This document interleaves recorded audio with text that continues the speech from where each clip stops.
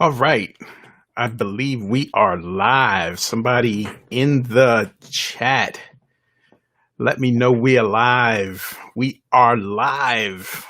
Type it in.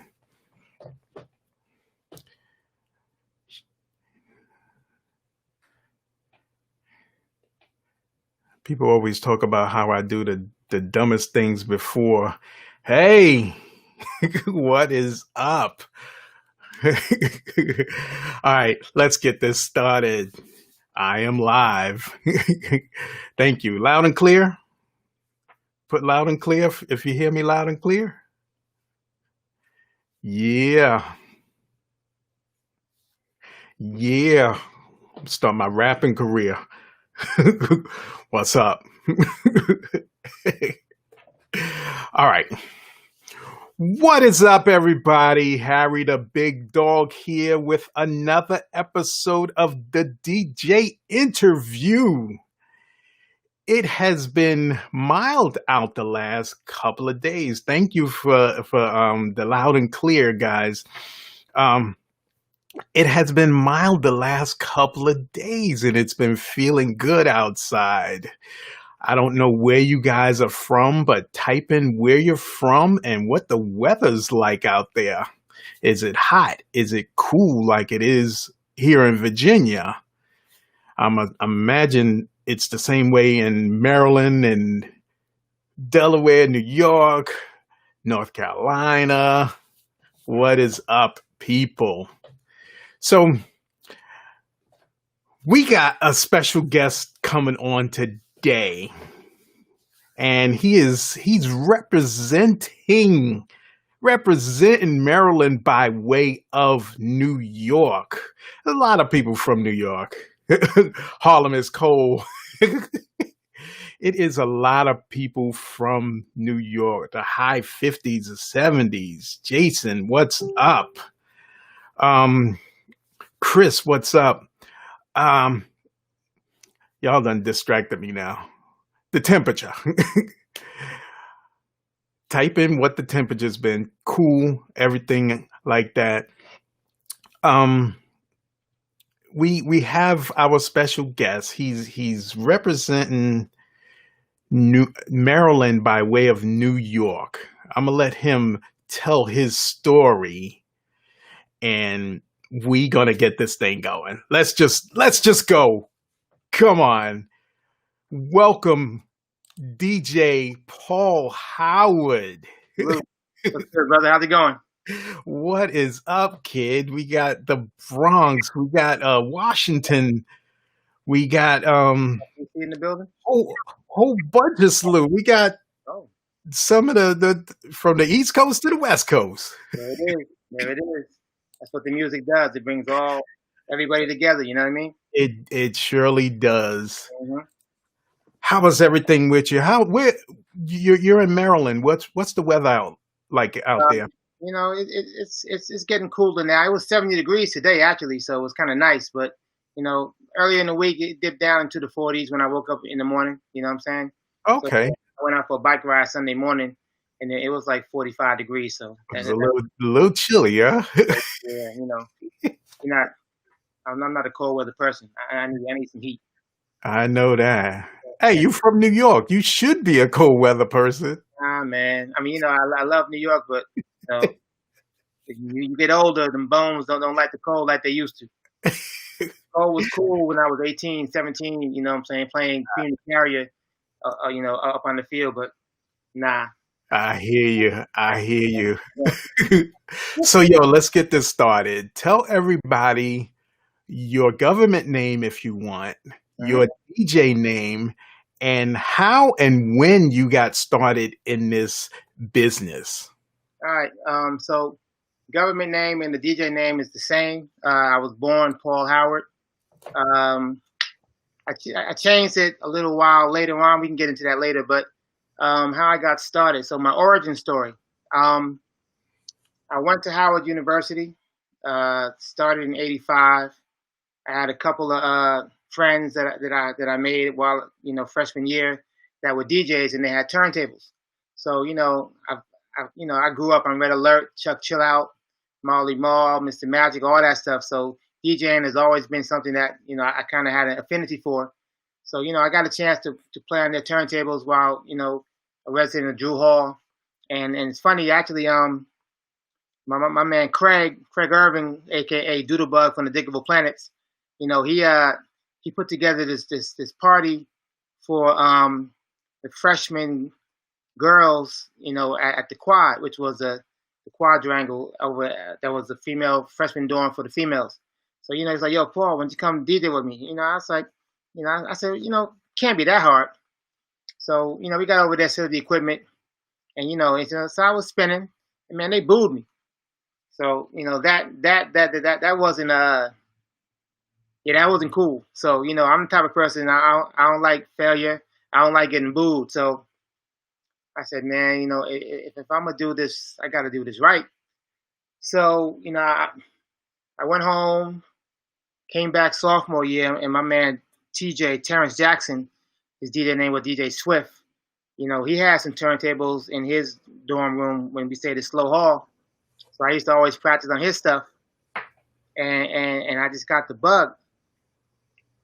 So I was like, man, I really got to do this. So in between sophomore, actually my first DJing gig was it was sophomore year. I did a party at Slow Hall. And my man Paul Davies did the flyer. Matter of fact, it got shut down. That joint was huge. For your first, it wasn't no backyard party. It wasn't no. I mean, technically it was supposed to be, but word got out and everybody slid through, and they had to come through and shut it down because it was so big.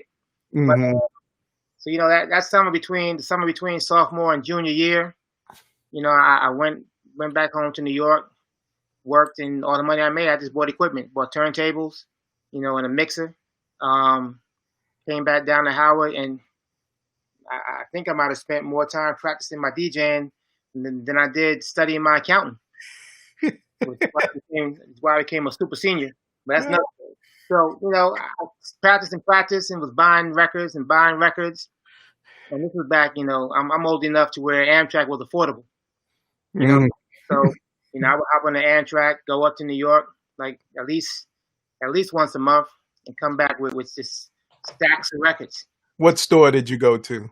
Rock and Soul. Rock and Soul. Put in the chat if you went to Rock and Soul. Rock and Soul was my main spot. I used to go to Vinyl Mania down in the Village sometimes too, like if I wanted like some avant-garde stuff or some house stuff. But yeah, my main go-to was Rock and Soul. So like I said, so I came back, it's going back and forth to New York when I probably should have been in the library studying on the weekends. I was going up to New York buying records because I just had a sense, and I knew that it's something that I wanted to do. And when I put my mind to something, really nothing can really get in the way of it. So I just came back and started practicing, and there was a spot here in DC in DuPont Circle called 12-inch Dance Records. So when I couldn't get up to New York, I would go to 12-inch, to get some records from there as well. And they had a real good selection of stuff. And actually, when I used to go there, my mentor, may he rest in peace, Sam Burns, he used to work there, and I would always, he would always see me come in, and I would always be buying records. And I had no gigs. I was because I knew I just knew at some point, what I'm saying, I was going to have a gig, so I just need to be ready for it. I was buying records without any parties. Like I said, I was spending my money. I was eating saltines for dinner. Literally. Because all my money was spent on records.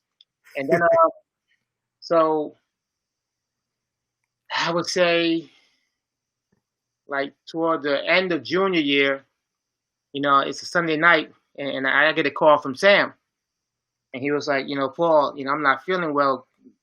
Can you fill in for me at Chicago's, which was they had, this real popular club over in DuPont Circle, and they had a college night Sunday nights. And that's in DC. Yes, in DC. Yep. Yeah. Or Chicago's. So he's like, yo, I need you to fill in for me. And I was like, are you sure? Because he'd never heard me spin before. Right. He just said that off the strength of me coming in and buying records and talking to him about the music and vibing with him off of the music and stuff. So I guess he had a sense that I kind of I guess he thought that I knew my stuff, or at least I was passionate about the craft. So I was like, okay, if you're sure, yeah, I'll do it because I've been looking for a gig. You know what I mean? So I guess said yes. They said cool. So when you get down there, tell Steve Solomon again. May he rest in peace too. Tell Steve Solomon, that you're the guy that I recommended, and you'll be straight. So I got down there and I was like, hey Steve, I'm Paul Howard. Sam told me to come fill in for tonight, and he was like, yeah, I bet. I got in the booth, and I guess I did a good enough job because like later on that week, like I think a Wednesday or Thursday, Sam called me up. Was like, hey, if you want that gig, it's yours. And I was like, word, yeah. Was, So, was he going in a different direction? yeah, he said he wanted to go in a different direction. You know what I'm saying? And when I tell you, I mean, Sam is I mean, like literally, Sam is like, I want to say, Sam might be the Nick Fury of my origin story. You know, Wow.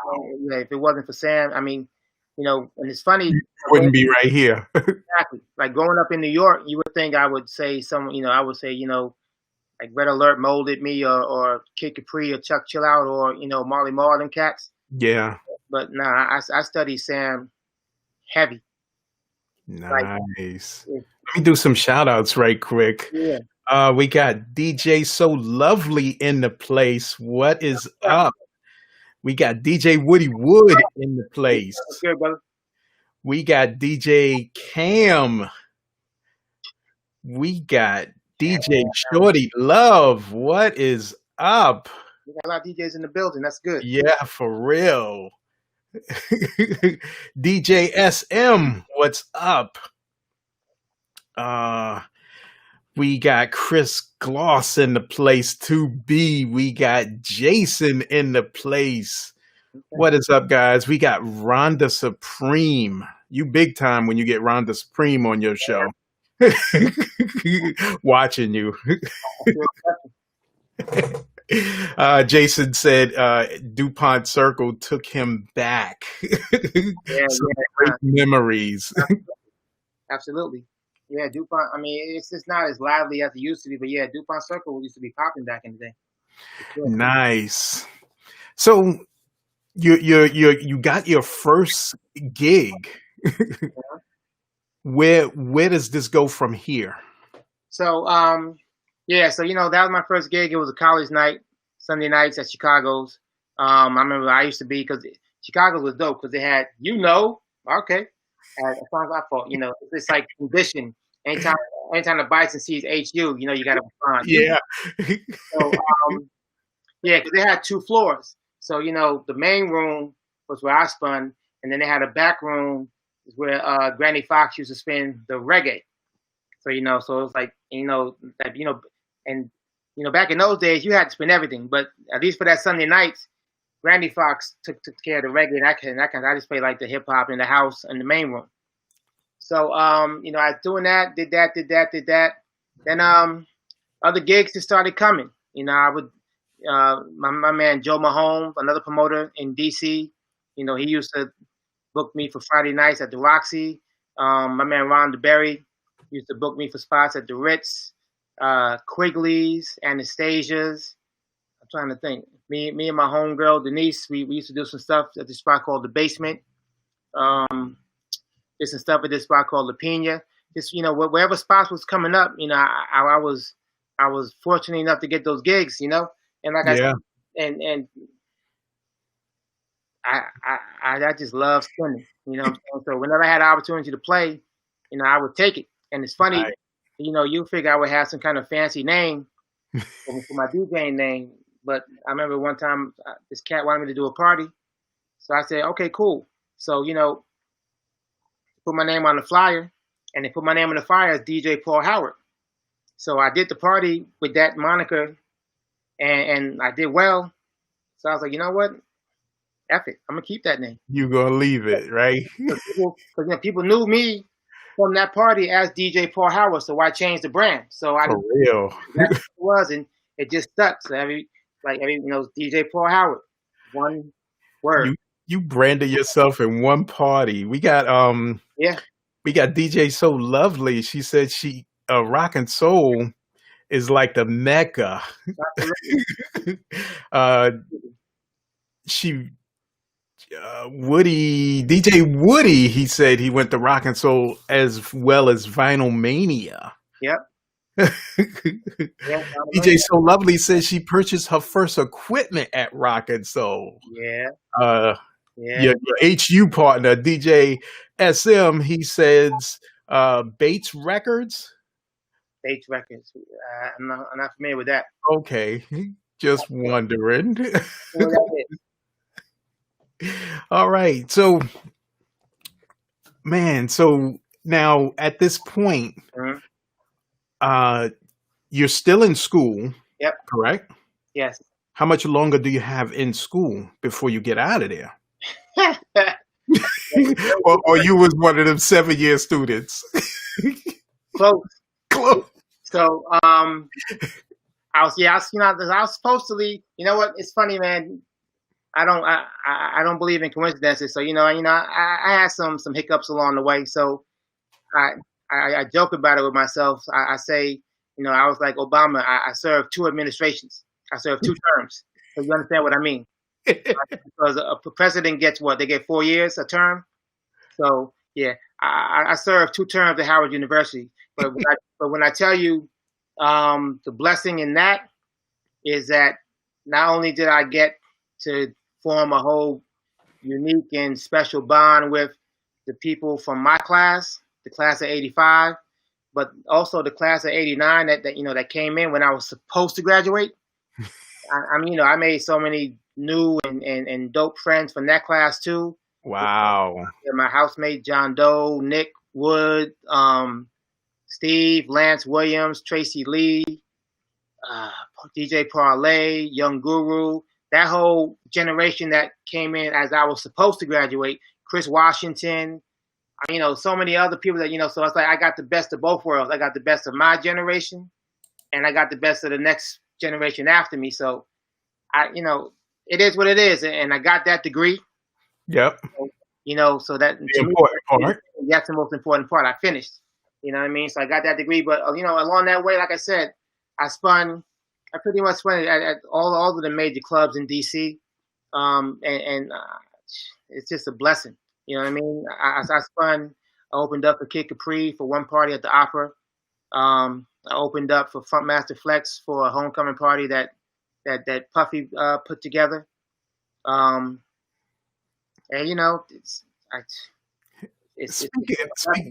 well, let me make this announcement for those who just coming in. We are here with DJ Paul Howard.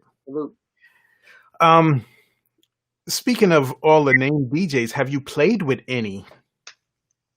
Yeah. So, like I said, I know one of my I don't say my most memorable, but early on, one of the most memorable parties I remember doing was when I opened up for Kid Capri at the Opera, which was in the Adams Morgan area. And he was like, yo, you pretty, I was, to get praise from Kid, I really must be onto something because Kid was like, yo, you pretty nice. I was like, yeah. Wow, thank you. I opened up for, and like I said, I opened up for Master Flex. Diddy had a party at this hotel over by Connecticut Avenue. So, I opened up for Flex on that one. Those are the 2 main ones I spun for. Okay. Honestly,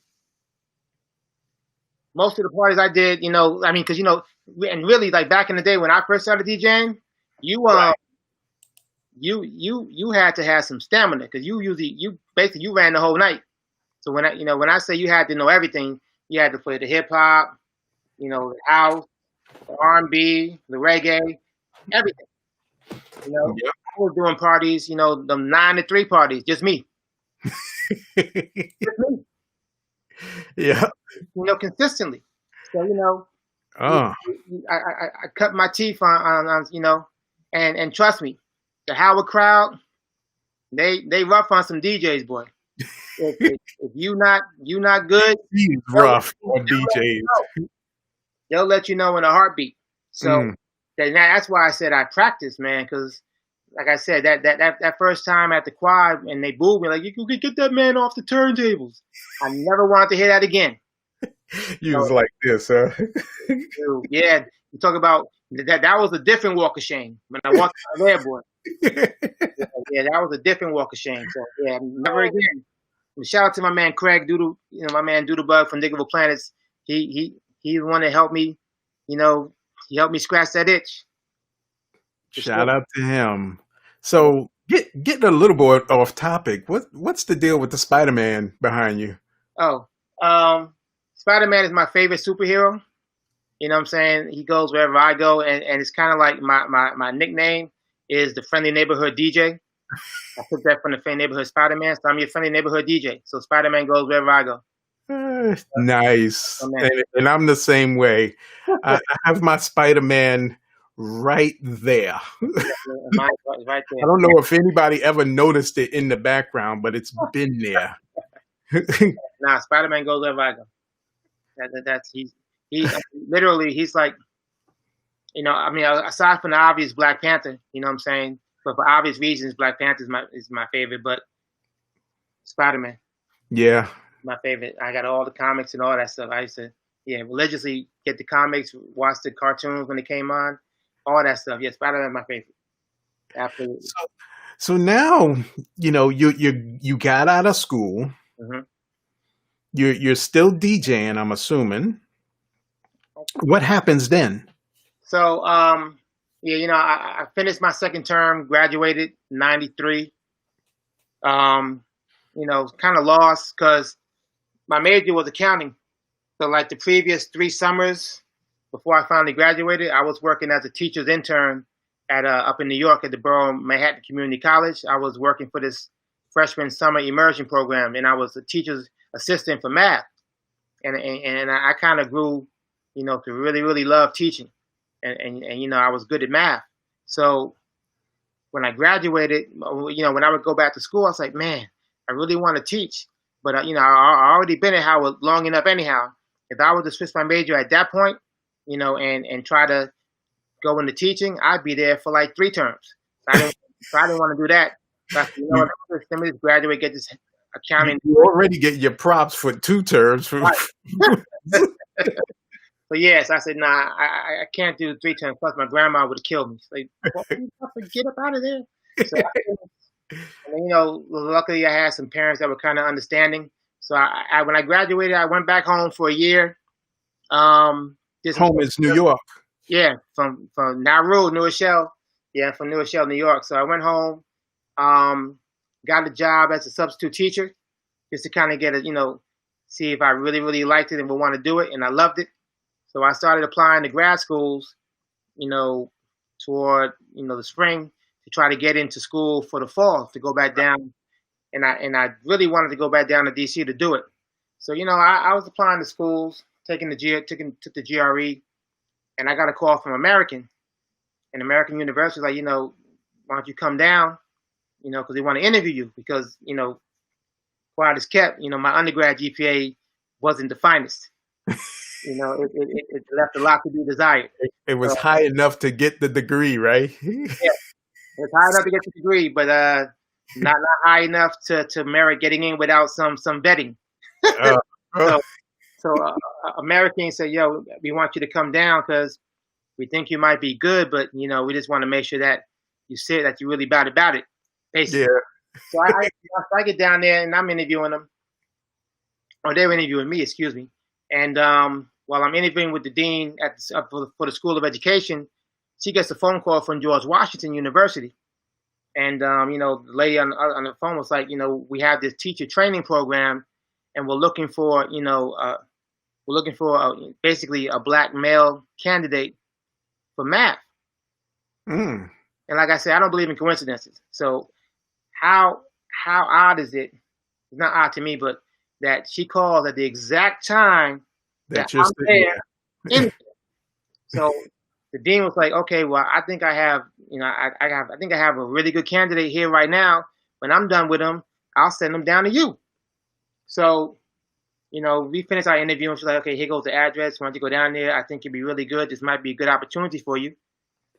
So I go down to George Washington and I interview with the sister. I'll never forget her. Her name is Linda Treadway. Really, really cool, really, really cool person. So I interview with her, and then I go back to I stayed with my aunt at the time, because I didn't, I stayed with my aunt while they went down there. So I got a call the next day, and then they was like, we have some good news and some better news. The good news is, is this is American. The good news is, we've accepted you.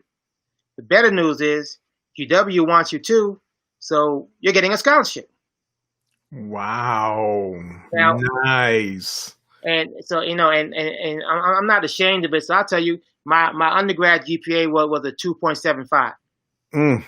You know what I'm saying? So it ain't horrible. It's not. There's nothing to be like scholarship. It don't scream scholarship. It was enough to pass. Exactly. So now it's like, wait, what? I'm getting a scholarship. Woo! So we got a couple of questions. Jason is asking, how long did it take you to build your skills? And I'm assuming it's the DJ skills. It's funny, man. I'm still building, to be honest with you. 200 years later, right? Because that's how seriously I take this. I take this craft. I don't never want to think I know everything. I don't never want to think, I've done everything DJ wise that I could do. So, yeah. but to be serious about it, to be competent enough to rock parties, I don't think I was comfortable really until when did I do that? Probably about a year to really be like, okay, you know what? I think I'm pretty good. I think I can do this, and I haven't gotten booed since freshman year, so maybe I might be on to something here. Maybe, right? So, but this question Chris is, about a year. Chris is saying no participation trophies, blood, sweat, and hustle. Hey, I told you, and the Howard crowd, they don't play. If you're not, we will let you know. Yeah, definitely. Jason is giving you a big up that you got accepted to 2 locations. Hey, man, only God. So now, at this point, are you still DJing? Are you concentrating on getting your career on? Right. So, and that's the thing. So so when I moved back up to New York, before, I tried to get into the music industry up there and try to get into that hustle, but I kind of got discouraged, so I actually stopped DJing for a little bit. I was still really how long? In terms of playing in the clubs, at least 3 years. I would say at least 3 years, yeah. But I would still dabble because I didn't sell my tables. I still have records. So I would still practice and make little mixtapes here or there. But yeah, I would say for at least a good 2-3 year stretch, I didn't really play out. And it got to the point where Cash was like, "Yo, where's Paul? Yeah, what is going on? Where's Paul?" So yeah, it was like 2-3 years, and then I ran across. And actually, it's funny. So yeah, when I stopped DJing, I actually started making beats. Oh, nice. Yeah, DJ turned producer. That's unusual. Yeah. So I still had the music bug in me. So I just kind of pushed that over towards beat making. Matter of fact, my mom was kind of perturbed at me because when I graduated, I took my graduation money and I bought ASR 10 rack mount. Better equipment. Yeah. She's like, "You spent the money on a beat machine?" I said, "Ma." So I started fooling with that. I was in a group. We had this group, me and my peoples, my friend Eric and my friend Paul Davies. We had a group we called ourselves Inc., and it stood for Imparting Necessary Knowledge.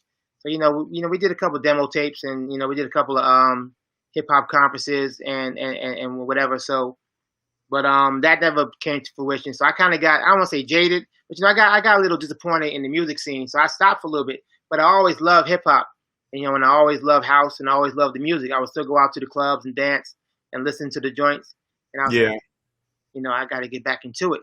So, but like I said, when I came back down here to go to school, I did pivot for a little bit, and I started working on beats. And I would go to, this was back when U Street, was like the Black Broadway. Shout out to my man Head Rock, the mayor of DC hip hop. He coined that phrase, the Black Broadway, U Street. And there was this spot. His sister, her name was Tony Blackman, and Yeah. she founded what they call the Freestyle Union, and it was this just a collective of cats, and they would literally like meet like once a week.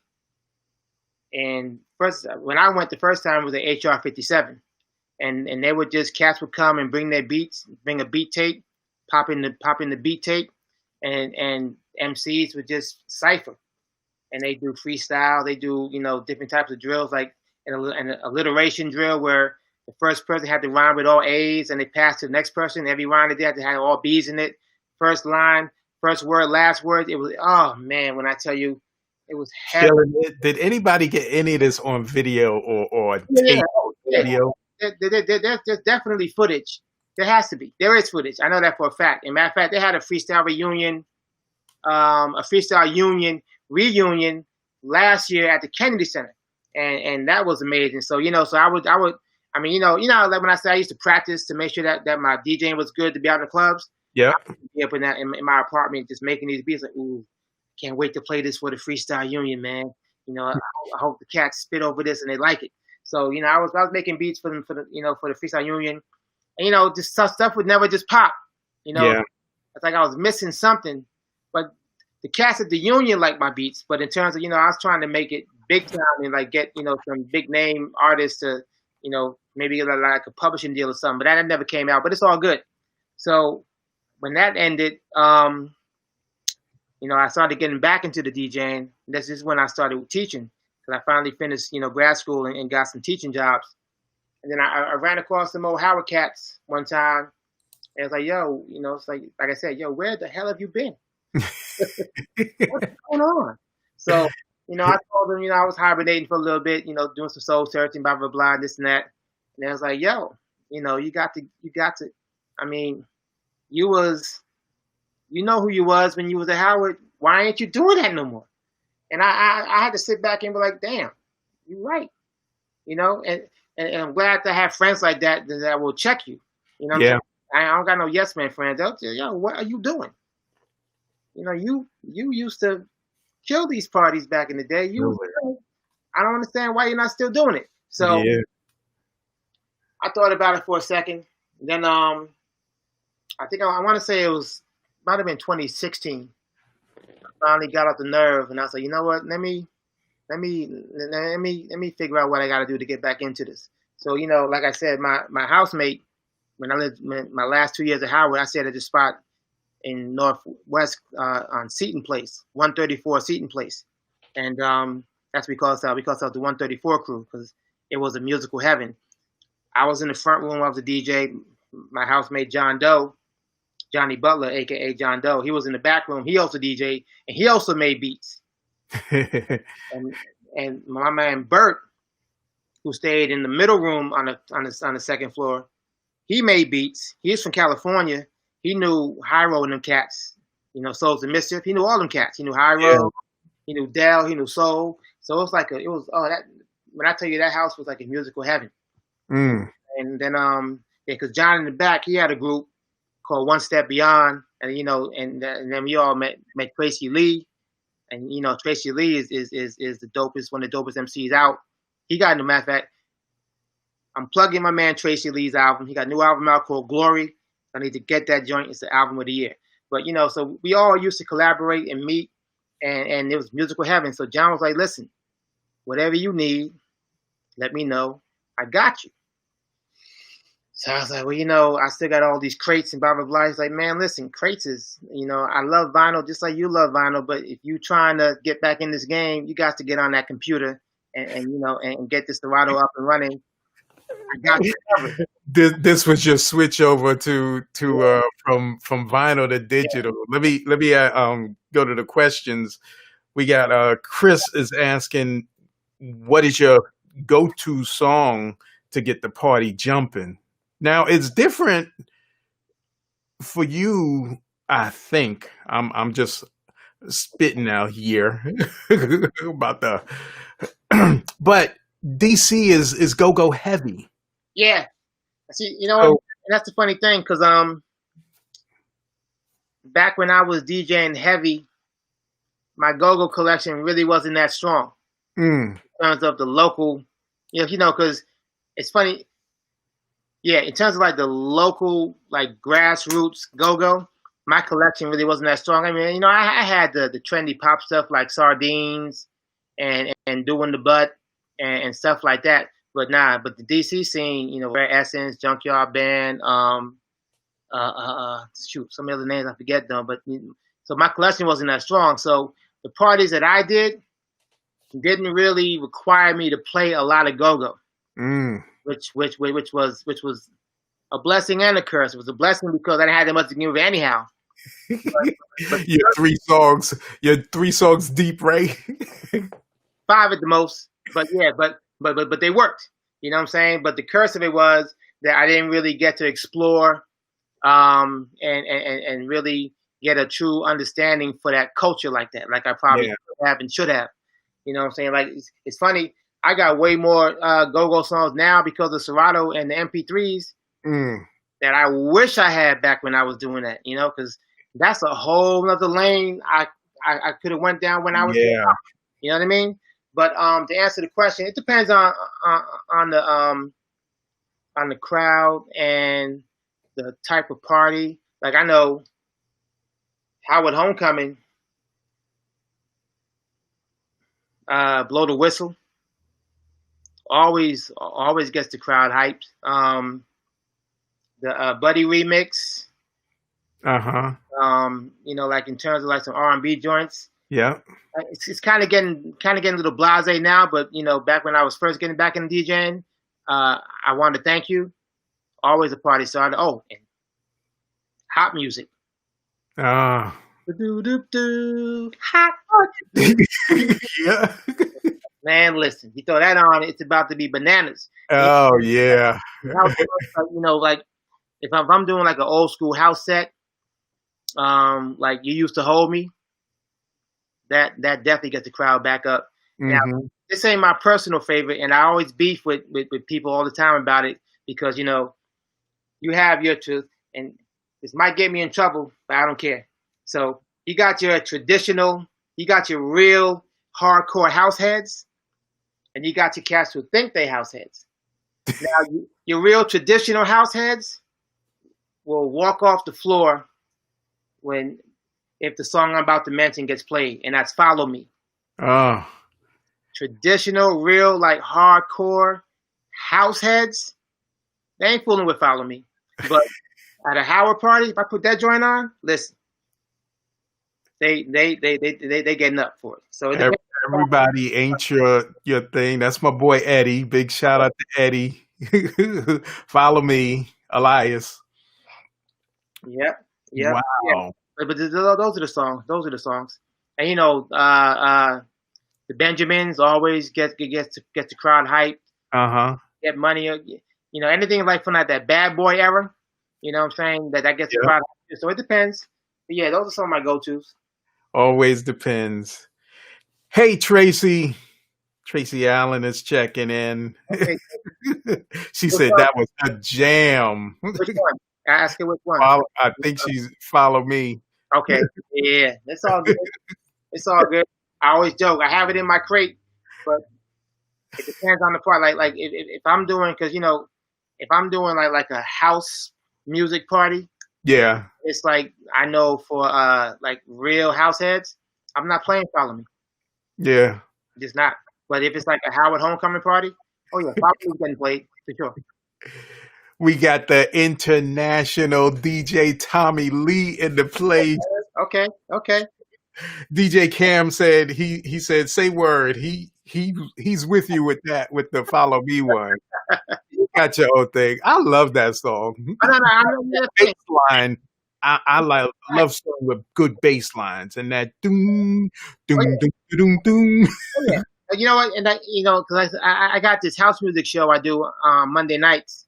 So yeah, I always say on the show, like when I play a song, I say I'm a sucker for bass lines and I'm a sucker for melodic vocals. If you Mm, got a house tune that got a real fierce bass line or some and some melodic vocals over it, man, right. you got me. But yeah, you know, I mean, like I said, I'm not saying "Follow Me" is whack. I'm just Yeah. saying it's one of those songs. Yeah. It's like You, it's like you like Captain it or America, you don't. it's like Captain America, Iron Man, Civil War. What side are you on? Are you on the "Follow Me," or are you on the Captain America side? "Follow Me" is house period, or are you on the Iron Man? It's not house. It's trendy pop shit. It's like New York. It's like New York baseball. You Yankees or Mets? Exactly. All day.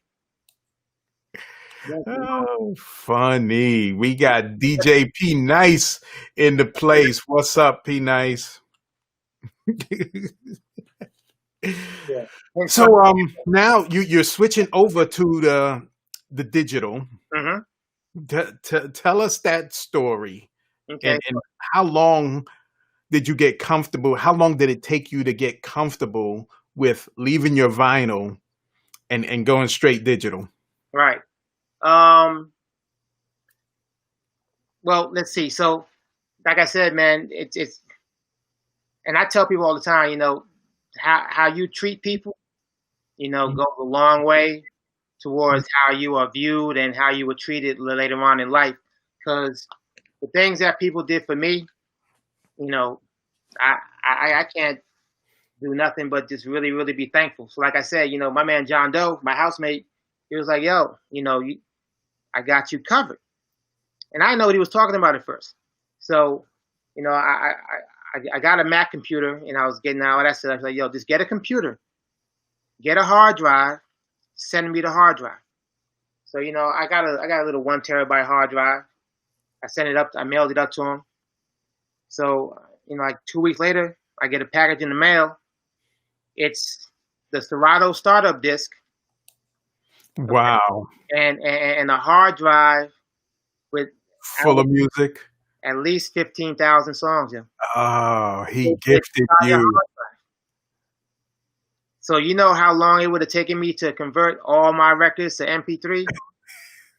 Pretty much long. So when I tell you, I love that dude forever, man. Like I told you, Howard has created so many bonds and connections that like I said, I'm not I'm not sad that I spent those 2 terms there because it's made me who I am today, and the friendships that I've cultivated there can't replace it. So yeah, so he gave me the hard drive full of songs, like 15,000 songs at least. Mm, Um, the Serato startup disc. I downloaded the soft Serato onto my computer, put the stuff in. Got my little. This is back when I first started, so I had the little Serato box, little yep. SL1. The SL1. Yep. Yep, yep. Got my little vinyl vinyl recorder joints, and started practicing. And at the time, I'm an old head, so I'm just strict. I'm used to vinyl, so all that cue button stuff. And well, tell you what I didn't do. I never used the sync button. Uh, Computer, I'm going to at least hold true. I know how to beat match. I'm yeah. not pressing that sync button. I don't care. So but I practice and practice and practice. And shoot, there's still stuff today I'm learning about the Serato that I found that I could do. But getting used to that, I would say about a year, because it was about a year after I got all that stuff from John that I got my first opportunity to spin out in public again. Oh, wow. Yeah, because like I told you, I was after I practiced for like 4 or 5 months, 6 months, and then I started putting the feelers out. I was hitting cats up. What's up, man? It's PaulHoward. I'm trying to get back in the game. Getting back in the game. Right. If you got any gigs, you need someone to, I wouldn't mind spending. Trying to get back into it. And cats was like, yeah, all right. I mean, they knew me from Howard, so they knew I had it back then, but they wasn't sure if I still had it. And I understand that. I've been out. So you was a rookie all over again. Who rookie? When I tell you, yeah. I mean, I felt, yeah. That is Flashbacks of being booed. that is the best way to put it. I was a rookie. I was getting hazed and all of that. So, but I didn't even get hazed that bad because cats. So so yeah. So I was like, I bet. All right. So I see what I got to do. So it was homecoming. I want to say 2016.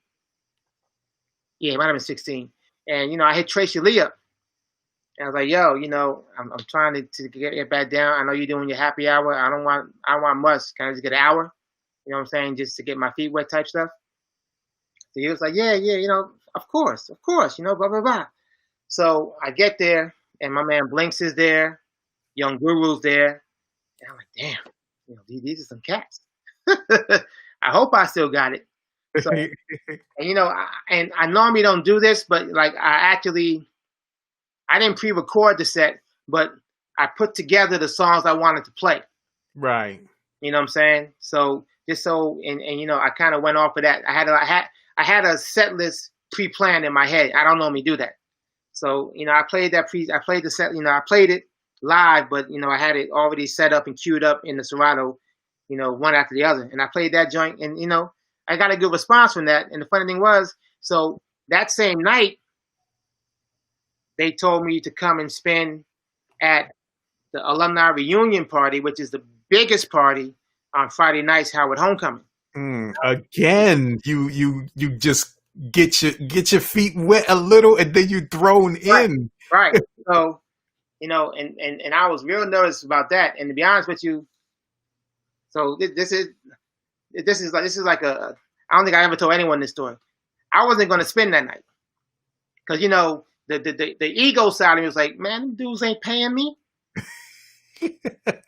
Why am I gonna get this spin? I ain't getting paid. No.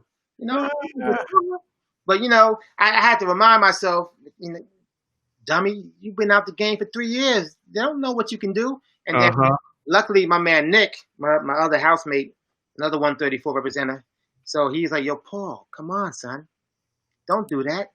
Get up there and spin. If you kill it, you straight. Yep. And if you mess up, then at least you know. I said, you know what, Nick, you're right. So he taught me into it. So I got up there, and like I said, man, just the friendships, man, because I didn't really know too much about what I was doing in terms of the equipment part of it. Yeah. I didn't bring my control vinyl. I didn't bring my needles. I just assumed it was all there for me already. That's what I'm used to. You know what I'm saying? When you go to the club, they already got because it's vinyl. They already got the slip mats and the turntables. You just bring your crates, put the records on, and spin. So I didn't bring my control vinyl. I didn't bring my needles. And the dude that spun before me, my man, the legendary Chris Washington, he had a gig after that. So he was leaving, and he was bouncing, and he was taking his stuff. I was like, wait, what are you doing? He said, yeah, I'm taking my slip mats. I'm taking my needle. I said, oh, yours? He said, you didn't bring yours? I was like, no, I didn't know that. So, like I said, man, friends. He's like, all right, dude, I got an extra pair in the car. I'm going to keep these here. Just take care of them. Bring them back up to the yard tomorrow when I see you. I was like, thank you. So, I'm nervous as hell. And for that gig, I didn't really have nothing planned. So I was like, damn, what am I going to play? And I'm the type of dude, when I started spinning, I was fortunate enough to spin at a time when the music that I liked, the crowd that came to see me or that came to the party liked it too. So there really was any issues, because I just played the stuff that I liked for the most part. And thankfully it was good music. And two, the stuff I liked, they liked.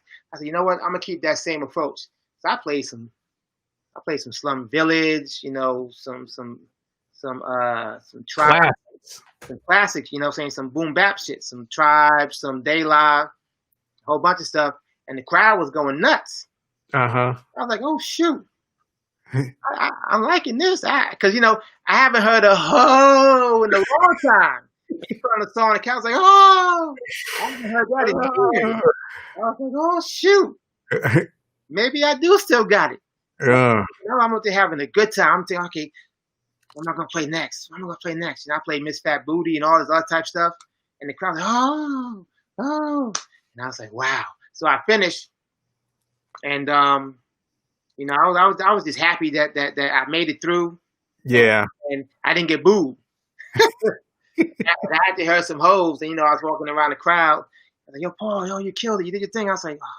I was real blessed that night. So at the end of the night, Yeah. the promoters, Kamal and Matt, after it was Kamal, Kamal was like, yo, I talked to Matt and them, and they was like, yo, we gonna break you off with some bread because you killed that shit. Uh, So I was like, I wasn't expecting it, thank you and all that. So, he hit me off with a little bit of cheese for it. And the thing is, I've been rocking Homecoming ever since. Ever nice. since.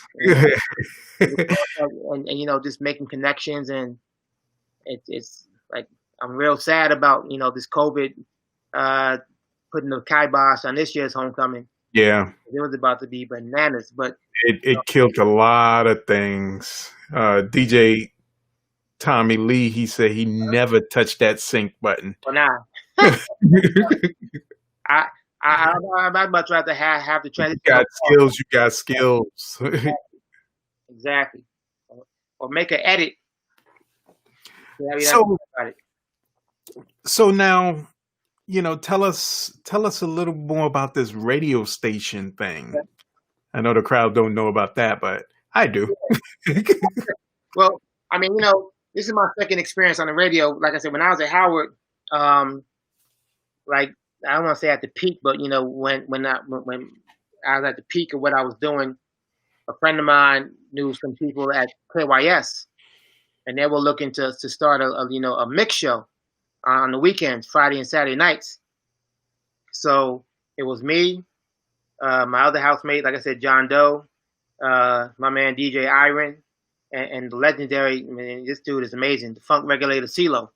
It was the four of us, and we each split up the nights. Like it was, I think me and CeeLo held Friday night down, and John and Iron held down Saturday nights. And that was back in the day when the mix wasn't live. We would come into the studio the day before and record the mix on a little small reel to reel joint. So I did that for about 6 months, and then they let me and John go and stuck with Iron and CeeLo. But so that was my first radio experience. But I know now I have a show on WPFW, which is a station here in DC. It's called House After Dark. It comes on from midnight to 2 on Monday nights. And shoot, I remember when I first got that. I used to bug the hell out of Katia Stitt. Thank you, Katia Stitt. She's the program director at PFW, and I used to hit her up. Yo, you got any slots open? I'm really trying to do a show. And she was cool with it. Yeah, we be patient. Something will open up. And I remember one time, like 3 years ago, I'm just sitting around, and I get a text from Katia, and she was like, "Are you ready?" I said, "What are you talking about?" She said, "We got an opening for you." Mm, Heard? Okay. So my initial spot was supposed to be 2 in the morning to 5 in the morning, and I was like, and "Are you is that live? Yeah, it's live." That's what I'm saying. Whoo-wee. Every Monday from 2 to 5, I was like, I really want this. And so I took it because, I was like, I got to get my foot in the door somehow. Yeah. So I took it. And then like a half hour later, she hits me back. Well, actually, we got this 12 to 2 spot that might be a little better for you. I said, yes, it is. And I'll take it. Mm, So, and like I said, I don't believe in coincidences. You know what I mean? So that's just a blessing, man. So I've been doing that. And yeah, it's house music. It's from 12 to 2. Again, shout out to Sam Burns because honestly, I mean, when I tell you literally, none of this stuff will be me without him. yeah. For me to spin house music on the radio in DC is only because of the trail that he blazed. And the stuff that he did to promote house music, not only in DC but all over this country. So Yeah. I am what I am, and House After Dark and house music in DC is what it is because of Sam Burns. Period. Right. Sam Burns. So, you know, it's just an honor and a blessing, man, to play that house music. So yeah, that's every Monday, midnight to 2. I play all types of house. I don't play Nice. I play all types of house. We got my man Ed Howard. He said he love your shirt. Oh yeah, the message. That's both of y'all last name. All Yeah. right, Ed. My dad's name is Ed. My dad's name was Edward Howard. He was a lawyer. So you That's too, brother. boy's name too. As my dad, no doubt. Oh man. The So funny- how long you been on this state? Oh, go ahead with that shirt. I was gonna say the funny thing about the shirt is for cats that don't know it's supposed to be because it's supposed to be about Howard University. But I tell cats, no, it's about me. It's about me. Yeah. It's about me. Oh, nice. Howard alumni made this shirt. I found it on Instagram, but yeah, it's about me. Okay. Y'all got that. Exactly. All right. So how long you been on this radio show? It was 3 years this past August. August 13th was the 4-year anniversary. Like I said, man, look, when I tell you, I just been blessed with the opportunity to do what I love and love what I do. You know what I mean?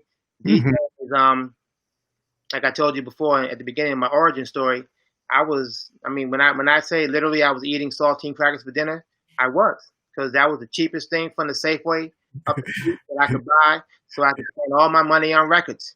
Mm. So, I knew I wanted to do it, you know what I'm saying? And to still be here doing it all these years later, it's nothing but a blessing. So, I don't take it for granted. I don't belittle it. That's why when the guy asked before how long it take you to master the craft, I'm still trying. I ain't Still no master. mastering. You know what I'm saying? I'm still trying. Never stop learning. Exactly. Still trying to get to that. And now with all this technology and Twitch and Mixcloud Live and all these platforms and trying to get these platforms up because I have a Twitch page, DJ PaulHoward 914. You can follow me on Twitch. I got a Twitch page and the Mixcloud page, and trying to master and manipulate all those avenues and still learning to this day. Yeah. To this day. Mm-hmm. Jason said you gotta do what you gotta do. Yeah, no, absolutely. Absolutely. And as a matter of fact, since I'm shamelessly plugging, my boys that I went to Howard with, we got this, we're cultivating our own little entertainment venue. It's called Power Move TV. So, we have a whole bunch of things we're going to be doing on that. So, just be on the lookout for Power Move TV. We got some good things planned in the future too. And it's not just going to be, streaming DJs. We're going to make that a whole nice entertainment platform. So be on the lookout for that too. So I'm expecting to get a 2-hour slot somewhere in there. Yeah, no doubt. We can definitely talk about that and make that happen for sure. People that's down, we'll look out for sure. Thank you. I just talked my way into something live. Right. That's the Bison way, brother. We look out for those, look out for us. So let me ask you this: did this virus mess up your year? Did you have a lot of stuff planned already besides the Howard homecoming? Man, listen. I tried to block that out of my mind because of all the bags that have disappeared. Mm.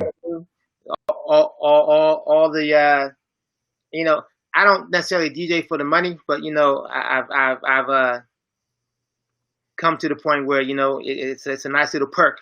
You know what I'm saying? But yeah, I had a lot. I'm a good receiver, right? Yeah.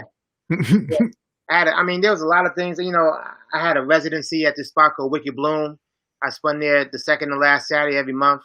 And, summertime is always the best time for that because it's a nice spot in the summertime and cats come out and vibe out and, I get to play whatever I want. There's no set format. If I want to play all hip hop one night, I'll do that. If it turns into an all house night, I'll do that too. All R&B, you know what I'm saying? I just flow how I flowed and that was dope. There was some other parties that were lined up, some festivals and all that kind of stuff. But yeah, the COVID kind of put a kibosh on all of that. So yeah, and the homecoming is the killer because I mean I just like homecoming because I get a chance to just interact with my peoples. You know, Yeah. some cats, there's still a strong core connection to Howard cats that's here in the area that I see all the time. But Hmm. there's something special about the homecoming atmosphere and seeing them, as well as seeing, the cats coming from out of town and, oh, I haven't seen you in 10 years, yo. And Yeah. yesterday, you know what I'm saying? The Howard bond is so strong. I can run perfect example. When I got back into the homecoming scene, did my first parties, I was walking up to cats that I hadn't seen in like 15, 20 years, and they was treating me like they just saw me yesterday. Yo, what's good, Paul, my man? Yo, blah, blah, blah, blah. And, what's up, and this and that.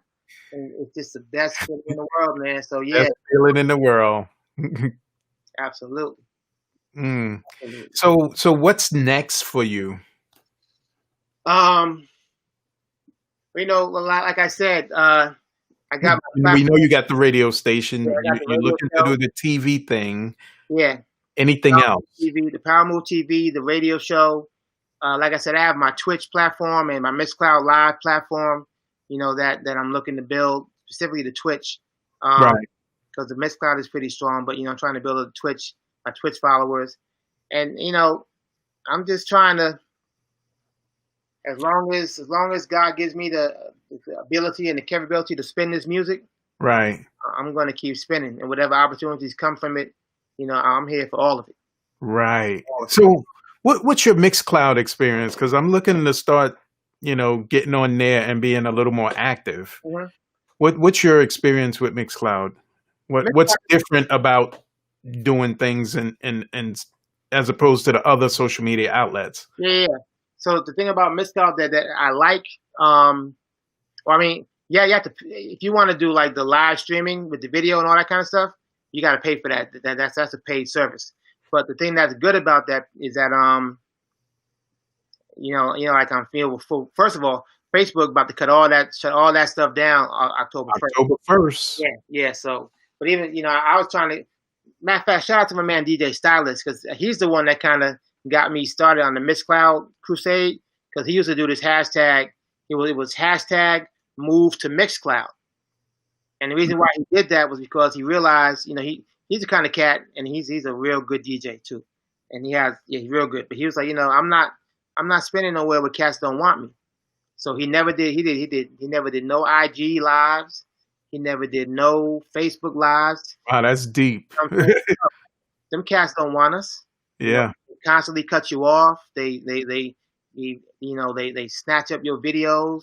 The algorithms that they're not trying to work with. ASCAP and BMI and them cats to get you to be able to spin live on their joints without them flagging your mixes.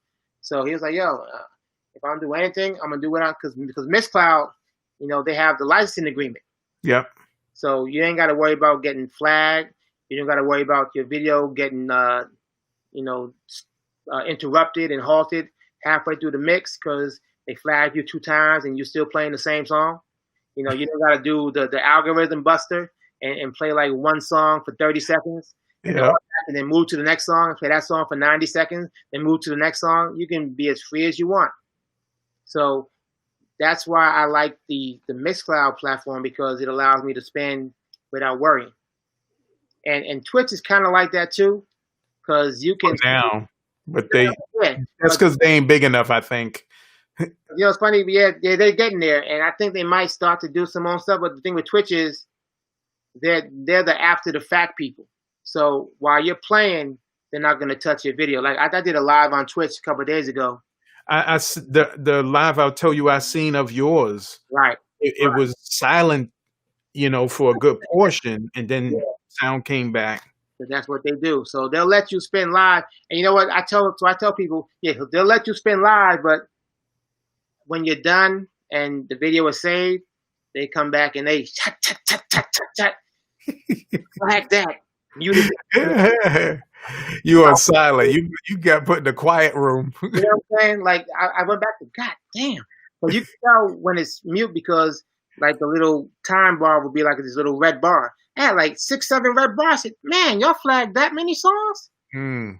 So I tell people, you know, the Twitch experience is probably the closest thing to an actual party. And the reason why I say that is, you know, like if I'm spinning at the Roxy on a Friday night and you missed it, hey, you just missed it. So Yeah. if I did a Twitch party on a Thursday night and you didn't catch it and you want to go back and look at the video the next day and it's all muted up, oh well, you should have been there on Thursday night. You should have been there. You know what But I'm saying? that's how it is on the internet radio. Yeah, Big yeah. shout out, big shout out to freeagentradio.com. Okay. That's how it is on the radio. If you ain't there, Right. you missed it. Exactly. And then like back in the day, you know, used to get your red alert tapes and pop the tape in the cassette deck and tape the red alert show and then play the next day. Yeah, if you wasn't there, if you missed it, oh well, you missed it. Mhm. Yeah, I've been looking at the Mixcloud. So this guy, he brought all of you, and you too. You brought your crowd to Mixcloud, or did you create a new crowd? Combination. So yeah, I you know, and because you know, I remember when I used to talk to other DJs about you know why they were hesitant, like to move to Twitch and to move to Mixcloud, and that was their biggest argument. You know, it's a new platform. I don't want to try to bring my peoples over there. Blah blah blah. I got all my friends on Facebook. Let's just you know run with that. And I was like, yo, I mean, Facebook don't want you. Number one, I learned that from Stylus. Number two, at some point in time, they're going to get stricter. And I hate to say it, but I was right about that because now they're about to put the kibosh October, and they're talking about suspending your whole account. Right. You know what I'm saying? Like your Facebook account could be null and void type Yeah. stuff. And you know, and you know, and man, see, my whole thing with that is if they're your peoples, They'll come. you know what I'm saying, and they rock with you, Yeah. they'll come. They'll create the account because it's free, unless, like you say, you want to stream freely. You pay your money. But the followers don't gotta pay. Right. It's free to them. It's free to them. You just gotta get like big example of that. Shout out to my homegirl DJ Miss Her. Right, she got a Twitch account, and that joint is popping. You know what I'm saying? Her Twitch lives be dope as hell. Mm. And she set up her Twitch, put the groundswell out there, started doing her joints on a consistent basis, got her followers. I think she got over like 1,000 followers now, something like that. She's killing. Mm-hmm. You know, that's what I'm saying. So you can do it. And like I said, if your peoples rock with you, they'll rock wherever you go. Yep. That don't make no sense. It's like, you know, if I DJ at the Roxy and I say, you know what, I'm moving from the Roxy, say to the Ritz. But you're not going to go to the Ritz now because you like the Roxy? You're going to go where the DJ is. So yeah. If I was on Facebook and I moved to Twitch, come over to Twitch. Just download the app. Ain't no big deal. You ain't got to pay for it. Download the app. Follow me on Twitch. And when I rock, you get notification. Come rock with me. That's all. And That's the same thing, same example what they did with MySpace. You know, everybody was on there initially. Yep. And then they left and went to the other various social media outlets, Facebook, Instagram, Twitter. you know, Twitter. Mm-hmm. You know. Yeah. So let me get to my last question so we can start wrapping this up. One I love to ask is, you know, what would you tell a new DJ just getting into the business? They have no connections, no nothing. You know, now hearing your story and how things just fell into place for you, what would you tell this DJ? Oh, that's a good question. Well, one, you got to believe in yourself, and you got to respect the craft. That's the first thing I would tell them. One is to believe in yourself, and you got to respect this craft. You know what I'm saying? DJing is not a hobby. You know, so if you're coming into this joint like it's a hobby, I wouldn't do it. because it's an art to it. It's an art form. If you're serious about it, take it seriously. Um, Perfect your craft, practice, practice some more, and like I told you, man, never think you got everything down because you don't. And then network, go out and meet people, network with promoters. Like I told you, I was out when I was at Howard. You know what I'm saying? I was out with promoters, boom, boom, boom. I'm so and so. I'm Paul Howard. I spun here, I spun there. Build up. You got to build up a following. Yeah. Saying like if that means because I remember I did quite a few free parties first when I first started. You know what I'm saying? Not because Everybody has done their fair share. and it's not because I didn't know my worth. It's because I knew I had some dues to pay to get the bread that I wanted to and knew I would eventually get at some point in time. So yeah, if you just starting, you might have to do a couple of free parties just to show people that you got what it takes to get paid. And what Jay said, yeah, your network game got to be strong. Yeah. That's true. Your network game got to be Yeah. strong. Definitely. Has to be. Definitely. Has to be. But honestly, to me, man, DJing really, when you boil it down to it, it's really about your confidence. Yeah. You know what I'm saying? Like, perfect example. One homecoming year, I think it might have been 2018. No, yeah. I forgot what year it was. It was 2017, 2018. Um, and I was gonna open up for D Nice again at this spot called Cities. For Matt and Kamal and them. So, So you opened up for D Nice before? Yes. Yeah, a couple times. This is like gonna be my third year in a row opening up for him. So yeah, that matter of fact, that first remember I told you about the first party I did after I did Tracy Lee's party? Yes. Yeah, D Nice was the headliner that night too. Nice. So that's what I say. You got to have confidence.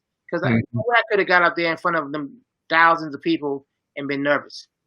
I'd have stunk the joint up. So back to the story. I'm DJing, doing my usual opening stuff. And you spin a little differently when you're opening because you don't want to play all the joints, but you got to save some of the joints for the headliner DJ. Right. So it's 10 o'clock. The joint started at 9. It's 10 o'clock and I'm still spinning because D Nice get here by 11, get on 11:30. 11 o'clock comes around because I'm used to D Nice coming like around a half hour early just to make sure everything's cool and I just chill out and hang out for a little bit and then get on at 11:30. So 11 o'clock rolls around and there's no D Nice. Then it's 11:30 and there's no D Nice. So, but I'm still spinning. 12 o'clock, still no D Nice. So finally someone says, yo, the night is all yours. And I was like, okay. So that brought me back to like the Chicago days, like what I told you before, when you spun the whole night. So I spun from 9 to 2. 9 to, actually, shoot, they made me go like an extra hour. I spun from 9 to 3. All me. And and you can't do that. And with a soft spine, you got to have confidence. Yes. And don't be afraid to fail. You know what I'm saying? You might be thinking you're killing it, and the next song you throw on, it's the killer song. Yeah, kill the whole vibe, kill the whole mood. But you gotta okay, and that happens. You know what I'm saying? You just gotta find that next song and pull them back in, and that comes with the confidence, and it also comes with experience. I say just play. The more you play in front of people, the more you get a sense. Oh, Sam Burns. That's where I learned that from. I used to watch Sam. Sam paid the most attention to the crowd I've ever seen a DJ pay to a crowd. You know what I'm saying? Like he was studying the crowd. Like, yo, okay, I got them vibing to this. Like it's like he was always thinking like 2-3 songs ahead. And he will all like, I very rarely saw Sam not play and really just not. He studied the crowd while he was spinning. Like he knew exactly what would get the crowd up. He knew exactly when to like play a song that might, chill him out for maybe a song or two, and then he knew exactly what song to play to get him back. You know what I'm saying? I studied that dude, man. Sam. The reason why I did it the reason why I DJ the way I DJ is because of Sam Burns. Yeah. You see Chris saying confidence comes from doing. Exactly. The more you do it, yeah, exactly. I bombed that first party at the freshman dorm, but the more parties I did, I got a good sense for what songs worked, what songs didn't work. How to read the crowd, how to read the body energy, how to read, all of that. And then the more you play, you get, what songs go with what, how to keep the energy up. Because I tell people all the time, you can have a dope song and a dope song, and they don't go together. Yeah. You can play one dope song right after the other dope song and kill the crowd. So they just don't mix. I've seen it happen. I've done it. I said, I'm about to kill him with this joint. You put it on, and it just the energy is different. It's off. It don't flow. So but that comes with doing. The more you do, the more you understand that. Because I didn't know that at first. Mm. I was like, I'm just gonna play bangers, banger, banger, banger, banger, banger. But after a while, certain bangers sometimes cats want to, yo, I want to talk to the girl for a second. Yo, chill out. Yo, put on some girly, because honestly, because I'm from New York, so even now when I first got back into the DJing, like I used to always joke, my iPod it was like 99% hip hop. Uh-huh. I maybe had like one or two R&B songs in the whole iPod. That was a banger. So when I first got back into DJing, I was just banging cats over the head, banger, banger, banger, banger, banger. Mm. Like, yo, Paul, you got to get some girly songs up in that joint. Like, girly songs. I mean, but nah. It's real. That's what I said. When dude say, I'm still learning. You know what I'm saying? I'm learning so much from other and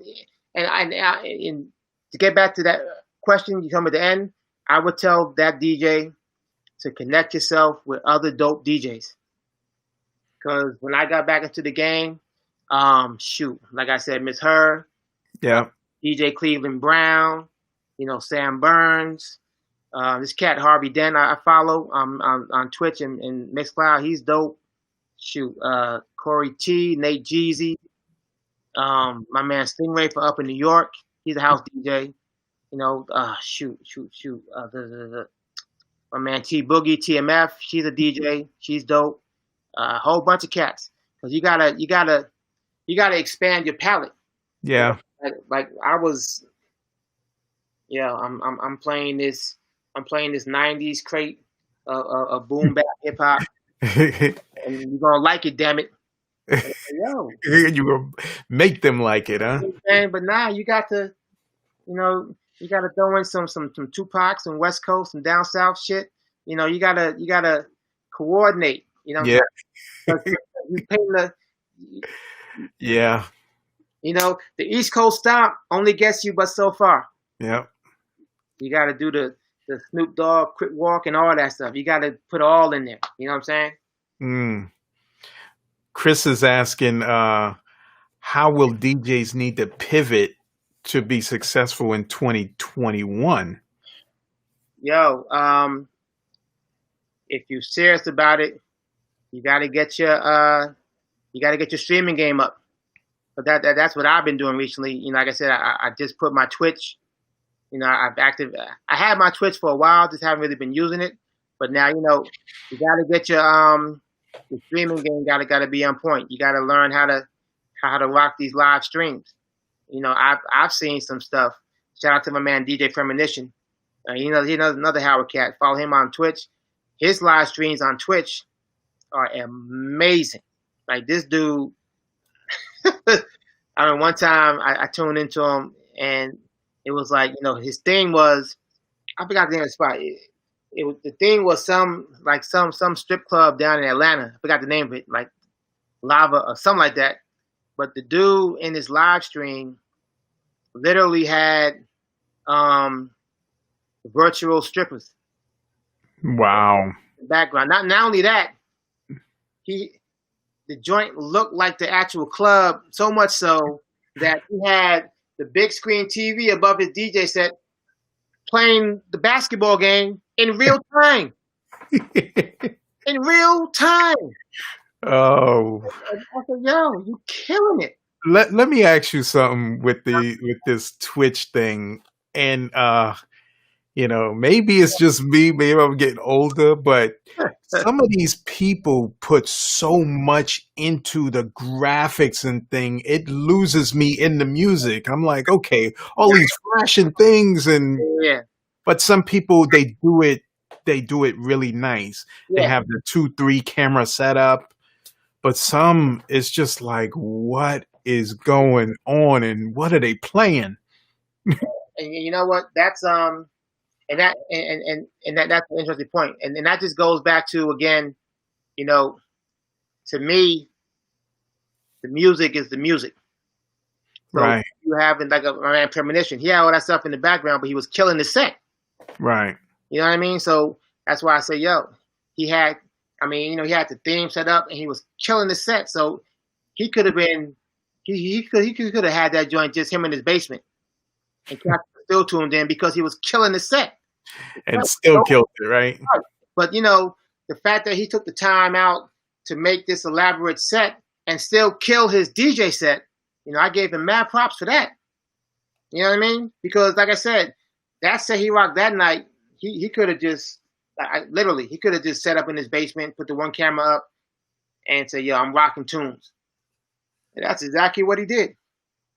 But, he had the nice little background too. And like I told you, he had the damn, literally had a TV, a big screen TV above his head showing the basketball game. Like, I literally turned off my TV and was watching his Twitch, watching the game. It was a lot of time, for real. It was a lot of time. How's he? I hit my man John, like, yo, John, go check this dude's Twitch out right now. This is bananas. And like I told you, see, cats like that, I mess with because he respects the craft. You know what I'm saying? Like, he had all the bells and whistles, but that didn't distract. Right. Because he got skills and he was killing the set. Okay. Now, cats that got the bells and whistles and every other transition is a train wreck. That. So the bells and whistles don't really matter that much. You get some of these people, you get sick watching they thing like. Yeah, exactly. You know what I'm saying? Yeah, and you know what? Yeah, the Fugees. So, Yeah. man, I told you, I'm hip hop to the core, man. But the Fugees. When I tell you, one of the best concerts I ever saw. This was like this might have been when the score just came out. I saw it at this spot in Southeast DC. It was the Fugees, Goody Mob, and the Roots. No, I apologize. Fugees, Goody Mob, and the Tribe Called Quest. Okay. Yeah, Fugees, Goody Mob, and the Tribe Called Quest. That literally might have been the best concert. And see, that's back in the day when hip hop was hip hop. Because I didn't know too much about the Goody Mob. I went to go see the Fugees and Tribe. And again, me being, East Coast, I was like, I ain't fooling with no Southern, that Southern rap. Let's get out of here. But when I tell you the next day, I went right to the store and I bought that Goody Mob CD, Soul Food. I said, man, they got some joints just off the concert. Yeah, I heard a couple of these songs that you couldn't play in children area. Yeah. They got dope rhymes. Yes. and that was back when before CeeLo, got a little commercialized in Hollywood. CeeLo was dope. That whole crew was dope. And just off that concert, I went out and bought the CD the next day. You know what I'm saying? And I remember that concert vividly because when Tribe came out, Q-Tip opened the show. It was just him, and he had an MPC in the middle of the stage, and he just put a beat together live. Wow. Bananas. He put a beat. I mean, hip hop is so lovely, man. So yeah, the The Fugees is in Lauryn Hill. She's in my top 10 MCs. Period. Mm, You know what I'm saying? Like when I rank MCs, Lauryn Hill's in my top 10. Not nice. DJs. She's in my top 10 MCs. Period. With a T. Nice. So how could people reach you? Okay, so so I said, so I'm on Instagram at DJ Paul Howard. That's my Instagram page. My Twitch page is DJ Paul Howard 914 because 914 is the area code for my Westchester County where I'm from, New Rochelle. Yeah, Lauren was dope. And Twitter, I'm DJ Paul Howard as well as Instagram and my Mixcloud. So let me get this: Instagram, Twitter, Mixcloud is all DJ Paul Howard. My Twitch is DJ Paul Howard 914. My top 5 MCs of all time. So I'll tell you, and I catch a lot of flack. My top 5 is this: Pharoah Monch, Black Thought, KRS-One, Cool G Rap, and I always get beef for this, but it's more personal than quote unquote, lyrical skill and talent. Most Def. Okay. That boy's nice. I like Rakim, so I don't want cats getting on me because I didn't put Rakim in my top 5. Rakim is dope. You know what I'm saying? I love Rakim. Chris just put it there. In terms of my personal 5, like cats that I like, if you told me I can only listen to 5 MCs for the rest of my life, I'm not sure I would want to listen to. I would put Rakim up there, and he's dope. Rakim is the GOAT. He's not in my top 5 though. He the 6th man off the bench. They say it like that. Rakim is the 6th man off the bench. And man, and honestly, and I love Rakim. So I love Rakim. I'm not going to disrespect the guy because he's dope. But yeah, he's my 6th man off the bench. Nice. Have you heard some of Pharoah Monch's lyrics? Ooh. That dude is bananas. Yeah, he. Yeah. Most Def too. He got a new name now, right? Yeah, Most Def. I mean, like, Most Def is definitely in my top 5. I mean, like Ghostface is up there with me. Like I said, Lauryn Hill's up there with me. And sometimes, like I would love to put like Pasta Noose and True Glory from De La, because De La is my favorite group of all time. Like if I had to name like my top 3 hip hop groups, De La is, always will be, and will never ever ever fall off my number 1 spot. I don't care. Mm. De La album they ever made, and they never let me down.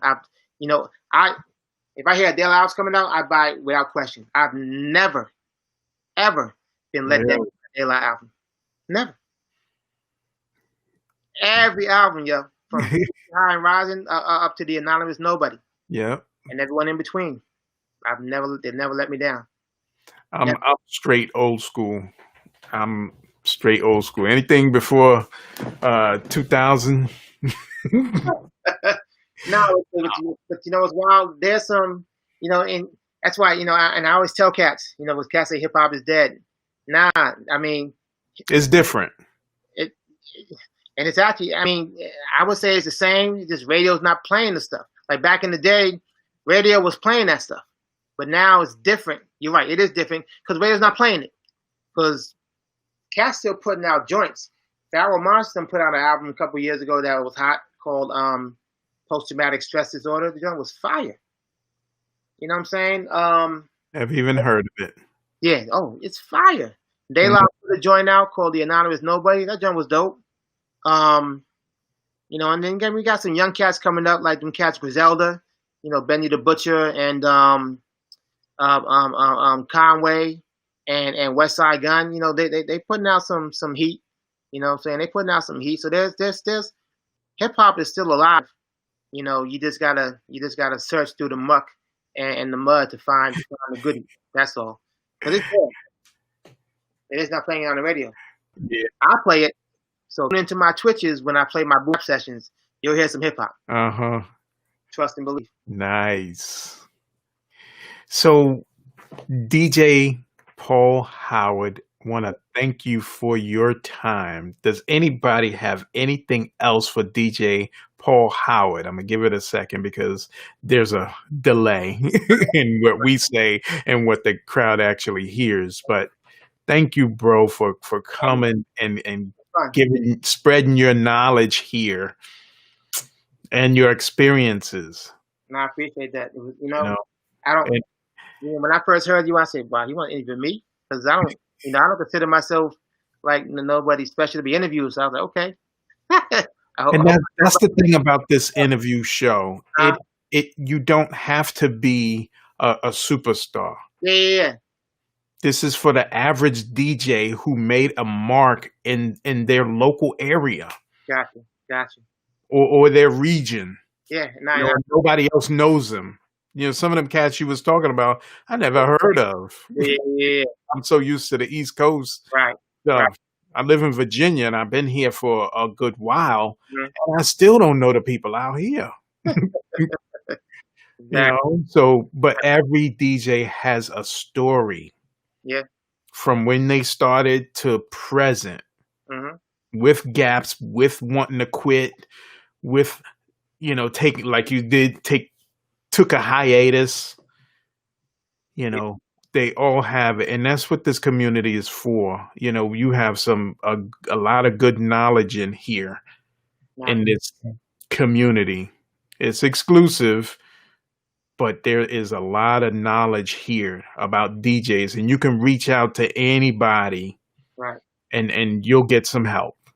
Oh yeah, and you know what? And I would be remiss, man, if I didn't give a shout out to my day one for putting this together. My man Gary Anderson. Oh yeah, You know what I'm saying? Because day one. yeah, me and Gary, we go back to North Shore and Mayflower School and all that, and he's the one that linked us. So Yeah. shout out to my man Gary Anderson for connecting us to make this happen in the first place. I remember when I first saw a Facebook post and Gary, I said, Gary's DJing? What? What? Okay. For those who don't know, that is the very first episode of DJ Interview. He was the first one. Gary Anderson. His name is DJ Mr. Anderson. Yep. Mr. Anderson. So big up to Gary. Exactly. So, bro, we gonna knock this out. Jason is saying hip hop don't die. Nah. But true hip hop is in its essence. It is. Yes. And like I said, man, like I told you, so to me, man, believe on this, but it's in the blood. Yeah. You know hip hop when you hear it. Yeah. You know what I'm saying? Like, so if you hear some stuff on the radio, you know it's not hip hop. Mhm. Hip hop exactly when you hear it. You know what I mean? It's like you said, it's the essence. It's a culture. It's a thing. And it's shoot, it's bigger than the government. It's for Dilla hip hop. Shout out to Erykah Badu. She knew. She knew already. So hold on in the green room. I hope you will come back at a later date, and so we can get an update on your progress. Sure, this was fun. With the TV show that you're going to do. Yeah. We'll come back on and talk about that a little. Okay. But hold on a second. Let me close this out. Okay. So this is another DJ interview, episode 41. We had DJ Paul Howard as our special guest, and he explained his life and how he got his start. We are here every Tuesday, 8:00 p.m.-ish Eastern Time. So we will see you then. This is Harry the Big Dog with the DJ interview, and we'll see you next time.